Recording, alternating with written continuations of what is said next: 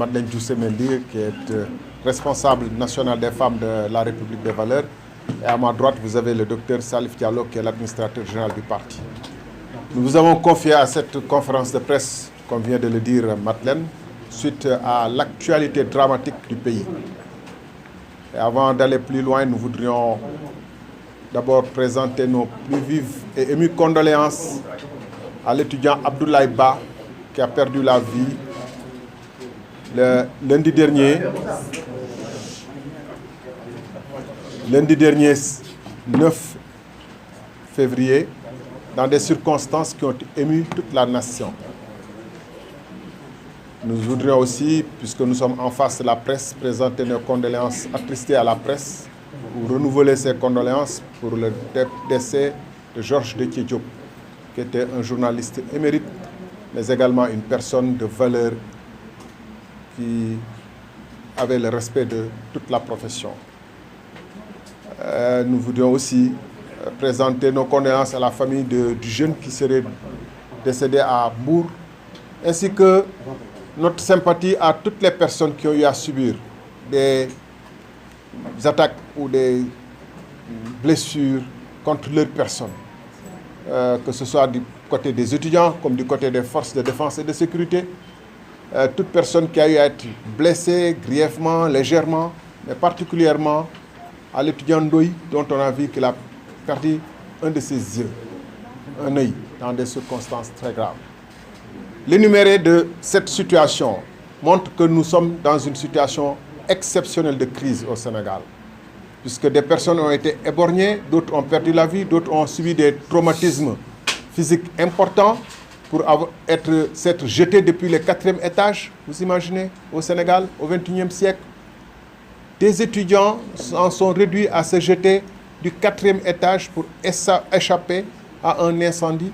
Ça en dit long d'ailleurs sur nos structures et les normes de sécurité de nos pavillons universitaires, mais également pour échapper à la terreur de la répression, parce qu'ils auraient pu sortir par les portes, mais parce qu'ils sentaient sans doute qu'ils rencontreraient dans les escaliers quelque chose de plus affreux que le feu.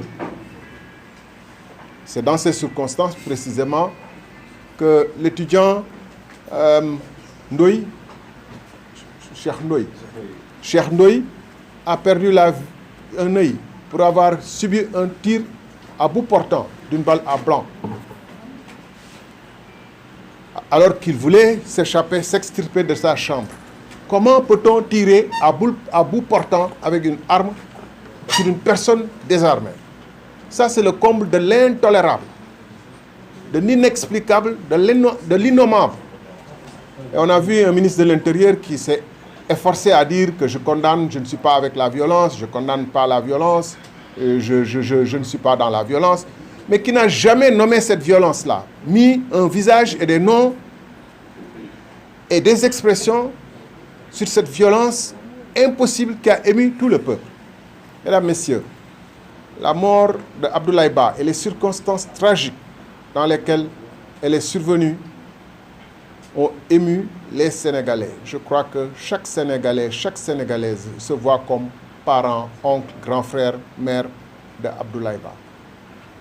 Pourquoi? Parce que c'est le prototype du jeune Sénégalais, 20 ans, 2e année de médecine. C'est pour dire qu'il a un parcours honorable, puisque tout on sait qu'on n'est pas affecté en fac de médecine si on n'est pas brillant, qui était l'espoir de ses parents ou de sa mère. Mais mieux, c'est un garçon, si on en croit à ce qu'on nous a dit, qui était remarquable de par l'attachement et la volonté d'aider sa mère, coûte que coûte. Qui était le prototype du pauvre, du jeune, dont Pastef a dit que c'est pour eux qu'on se bat, que la révolution c'est pour ces gens-là. Et n'est-il pas tragique, mais en même temps révélateur, que Abdoulaye Ba soit l'une des premières victimes du système Pastef? Le procureur nous dira qu'on ne sait pas encore dans quelles circonstances il est mort, mais toujours est-il que sans l'intervention de la police, sans la présence massive de la police, et continue pendant des jours, Abdoulaye Ba ne serait pas parti ce lundi 9 février. Abdoulaye Ba ne serait pas parti si les policiers avaient entendu l'appel des jeunes qui leur disaient « Xeexuñu dañu xiif ». Le ministre de l'Intérieur, et je reviendrai plus largement en Wolof, a dit que oui, ils avaient un projet de saboter les installations universitaires. Nous avons vu une partie des forces de défense saboter les installations de résidence, puisqu'ils les ont défoncées, entrer dans les chambres, tirer sur les gens à bout portant. Et quand c'est des intentions des étudiants, la police peut s'y interférer. Mais qui peut interférer quand c'est des actions concrètes de la police contre des infrastructures, contre les chambres des étudiants, contre les matériels des étudiants, contre les motos des étudiants, comme on les a vus faire? Qui peut arrêter la police? Qui devrait arrêter la police? Devrait arrêter la police Ousmane Sonko, son ministre et son gouvernement. Mais c'est Ousmane Sonko qui a laissé faire et qui a incité la police à agir ainsi. La police a agi en croyant être libre d'agir comme elle l'a fait, parce qu'elle avait, on dit en anglais, je ne sais pas en français, elle avait le soutien, le backup du Premier ministre, qui a dit qu'on fera cette réforme. Je ne suis pas de ceux qui vont trembler. Cette réforme est nécessaire, on la fera. Et le ministre de l'Enseignement supérieur l'a dit à l'Assemblée nationale. Et il l'a répété au lendemain de la mort de l'étudiant Abdoulaye Ba, en disant qu'on fera cette réforme, ça cassera ou ça passera ou ça casse. Ça passe ou ça casse, mais on fera cette réforme. Après la mort dans des conditions atroces d'Abdoulaye Ba qui a été effectivement cassé, broyé, on sera qui? Je ne sais pas. Moi, je ne fais pas confiance. Et je vous dirai tout à l'heure pourquoi je ne fais pas confiance. Mais le ministre de l'Intérieur, le lendemain de la mort d'Abdoulaye Ba, on ne l'a pas vu émis, outre plus que ça. Quelques mots pour se débarrasser de cette obligation de devoir dire quelques mots aux Sénégalais. Mais ils étaient dans une posture offensive, lui et ses collègues, notamment le ministre de l'Enseignement supérieur qui a dit « La réforme, on la fera, ça passe ou ça casse ». Donc, mesdames, messieurs, ce qu'on a vu ces derniers temps à l'université depuis le mois de décembre, c'est la confrontation entre deux visions de l'université, entre deux politiques de l'université. La politique de Ousmane Sonko et de son gouvernement qui disent qu'on n'a pas les moyens de satisfaire les besoins des étudiants ou d'octroyer aux étudiants un minimum de bourse. Parce que le Sénégal est un pays pauvre, plus pauvre que la Côte d'Ivoire, plus pauvre que le Ghana, qui accorde beaucoup moins de bourses. Ça, c'est le point de vue de Ousmane Sonko. En face, une position irréconciliable qui est celle des étudiants, qui était celle de Ousmane Sonko opposant, qui était celle de Pastef du projet, qui était la vision annoncée dans le projet, qui était celle de Sonko qui allait à l'université dire aux étudiants « Vous avez tous droit à la bourse ». Et qu'il n'est pas normal qu'on dise des étudiants au XXIe siècle pour des raisons de bourse d'études. Donc, une différence fondamentale, un revirement fondamental de position entre Ousmane Sonko et Pastef de l'opposition et Ousmane Sonko et Pastef au pouvoir. Comment les étudiants ont pu interpréter ça, sinon comme une trahison intolérable? Et comment vous pouvez dire? Parce que tout peut se comprendre, hein, s'expliquer rationnellement, discuter. Mais à les manières, et à la manière. Comment vous pouvez dire à quelqu'un qui vient de Landieni, derrière Bandafassi, d'où on vient, avec docteur, vous avez des paysans qui vous disent on cultive que 3 mois, on n'a pas d'eau, on n'a pas d'électricité pour pouvoir faire des jus de fruits et vendre. Et donc, on ne peut pas entretenir décemment nos familles. Vous imaginez un étudiant qui quitte cet endroit-là, qui vient à Dakar ou à Saint-Louis, ou encore pire, à Bambey, qui offre moins de conditions d'hébergement et de facilité de trouver du travail ou de l'argent. Et vous dites à cet étudiant-là, vous ne pouvez pas avoir la bourse. Ça veut dire que toutes vos années de sacrifice sont perdues. Je conçois bien que, avec 300 000, je ne sais pas combien de milliers d'étudiants, il serait démagogique de dire que chaque étudiant qui souscrit, qui remplit les conditions devrait avoir une bourse. Mais on devrait au moins accepter aux étudiants que si des critères économiques et sociaux devraient être envisagés, tout étudiant sénégalais qui pratique les écoles publiques est dans des situations économiques où il a droit à un appui. Parce que ceux qui le peuvent amènent leurs enfants depuis le primaire dans les écoles privées et au secondaire essaient de trouver des solutions entre le système privé ou l'étranger. Nous le savons tous. 90% ou 95% qui restent à l'université de Dakar, à l'exception peut-être de ceux qui font certaines filières comme médecine, etc., n'ont pas choisi volontairement, vraiment, de faire ces filières-là.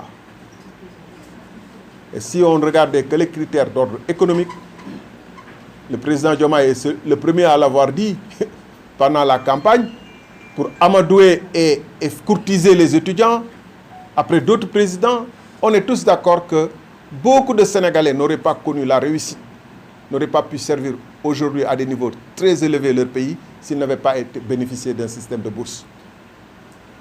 Alors pourquoi dire aux gens, il faut dialoguer. Si l'État n'est pas en mesure de faire, on doit rencontrer les gens, leur expliquer pourquoi on ne peut pas, quelles sont les réformes qu'on propose et discuter avec les gens. Surtout qu'on leur avait toujours fait croire que ce que vous avez demandé quand Pastef était dans l'opposition, que ce que vous avez demandé est tout à fait normal. Là, il y a là un premier élément de radicalisation parce que les gens se sont sentis trahis, parce que les gens ont senti qu'on leur a menti. Au même moment où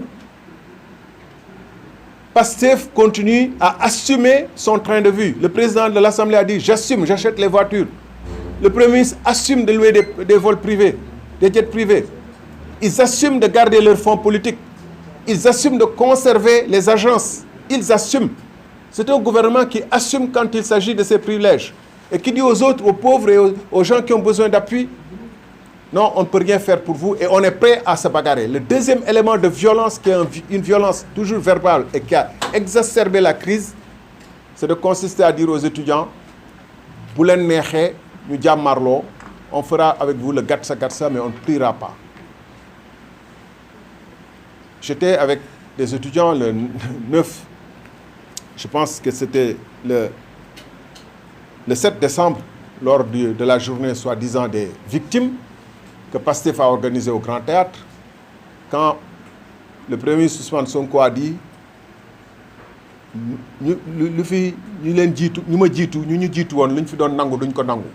ces étudiants étaient révulsés, ils étaient très en colère. Et dans le réseau, ça attaquait fort contre Pastef, dont ils se sont sentis trahis. Alors, ce soir-là, j'ai reçu une délégation et je leur dis, faites attention. L'État, cet État-là, il est prêt à aller très loin. Ils sont prêts à tout pour vous broyer. Et la force physique qu'ils peuvent appliquer contre vous peut être fatale pour certains. Peut-être que Djaroko. Trouvez des formes de lutte beaucoup plus pacifiques. On l'a dit le lendemain dans un tweet qu'on a fait le 9, en disant, attention, l'enchaînement, le 9 décembre, l'enchaînement des situations qu'on voit actuelles peut conduire à une situation fatale. On a même évoqué des cas précédents où il y a eu des morts d'hommes. Et donc la responsabilité du gouvernement, c'est de trouver de l'apaisement. Je peux vous lire une partie des tweets en disant qu'il est de la responsabilité du gouvernement non pas d'engager une guerre contre ses propres étudiants, mais d'engager un dialogue. Le lendemain, le ministre de l'Intérieur est venu à l'Assemblée nationale. Nous l'avons interpellé avec d'autres collègues sur cette situation. Le ministre de l'Intérieur a répondu que leur politique fait qu'il y a zéro bavure et que les tirs à balles blancs que j'avais évoqués, c'était factice. Alors que moi, j'avais vu des traces sur le corps des étudiants. Donc, le ministre de l'Intérieur, qui disait le 10 décembre à l'Assemblée, dans un lieu solennel de la République, ignorer les avertissements qu'on leur a lancés, des risques de dérapage. Vous pouvez aller revoir les vidéos, parce que nous, nous avons magum, Assemblée nationale, vous pouvez aller consulter nos tweets du 9 décembre. On avait dit que cette situation peut conduire à une tragédie. Alors, quand la tragédie arrive, l'autre lâcheté de ce gouvernement, de manipulation et de mensonge, c'est de dire qu'il y a des opposants derrière. Et Ousmane Sonko, qui savait que le contexte politique et économique du pays est très difficile, qui était empêtré dans ses affaires, qui avait peur des affaires, qui l'agressaient de toutes parts, les affaires d'homosexuels, l'affaire Azer, l'affaire des étudiants, chercher des alibis. C'est ainsi que, le 7 février dernier, vous l'avez tous entendu à Guinguinéo, il faisait allusion en disant qu'il y a des opposants qui sont derrière les étudiants. Et le fait même à l'époque d'avoir fait une jonction avec l'affaire Azer m'avait conduit à dire à des camarades qui sont ici et ailleurs que ce qu'ils visent, c'est moi-même. Que Ousmane Sonko cherche à se déshabiller de la peur qu'il habite et de la situation qu'il n'arrive pas à gérer en cherchant des boucs émissaires. Et parmi les boucs émissaires, c'est nous. Mesdames, Messieurs, arrêtons-nous un peu pour voir la situation dans laquelle le Sénégal est 2 ans après l'alternance, par rapport à ceux qui nous disaient qu'il leur faudrait 2 mois pour changer le pays. 2 mois. 2 ans après, jamais le Sénégal n'a été aussi malade. La campagne avec Chidjer est un échec total. Le Sénégal ressemble à une comment dirais-je, où tout le monde vient se servir. On nous a pillé nos données informatiques. J'avais interpellé le ministre de l'économie numérique à l'Assemblée nationale en lui disant que vous avez introduit un loup dans la bergerie à travers certaines sociétés étrangères qui rentrent dans nos systèmes de données. Et qu'il peut y avoir, vous pouvez aller voir, hein, ce que je dis là, je l'ai dit quand le ministre de l'économie numérique est venu à l'Assemblée nationale pour le vote du budget. Je le dirai avec Dick Dash que vous avez introduit ici et qui gère beaucoup de nos données, la porte est ouverte à tout. Et vous faites preuve de légèreté. On peut nous piller nos données. On nous a pillé nos données. Campagne RH en panne. On nous pille nos données. C'est-à-dire que nous sommes plus que jamais vulnérables. L'affaire des homosexuels éclate. Il y a l'affaire Azer dont on sait très bien qu'elle est dans une impasse et qu'ils ont une responsabilité dessus. Alors, comment faire pour se dépêtrer de toutes ces affaires? Surtout l'affaire des homosexuels où des noms circulent, des connexions, des amitiés qui ne sont pas des amitiés normales, pour dire le moins. Alors, comment faire pour tout ça, régler ce problème-là? Il faut chercher la vieille technique du bouc émissaire, dire que c'est les opposants qui sont derrière. Alors, qui peut mentir de manière aussi ouverte, aussi claire, sans état d'âme et sans l'ombre d'un début de preuve, qui peut mentir comme ça sur un truc boo xam ne benn Sénégalais d'ailleurs gëmu ko, parce qu'ils ont cru qu'à force de manipulation, leur parole est devenue parole d'évangile ou de Bible. Il suffit qu'ils disent quelque chose pour que ça devienne vrai. Mais ils ne se sont pas rendus compte que les Sénégalais ont commencé à comprendre leur jeu à force de var. Dire que c'est les opposants qui sont derrière. Tout le monde a dit que c'est faux et que vous êtes en train de préparer une manipulation. Des gens qui peuvent raconter des histoires comme ça, comment va-t-on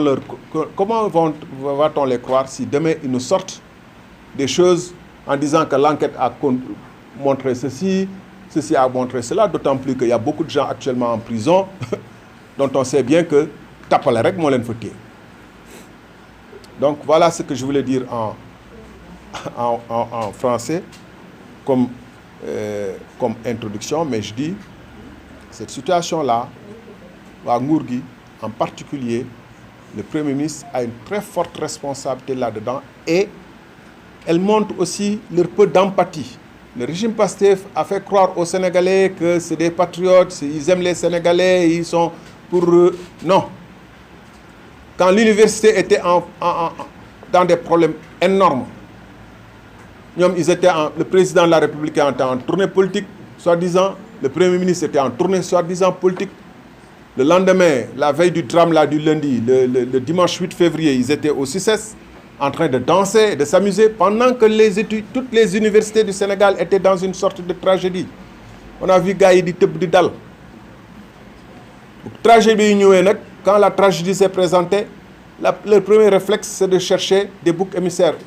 Les étudiants qui n'ont absolument rien fait que de défendre leur droit à la bourse ou des opposants. Voilà là où Pastef nous a menés après 2 ans.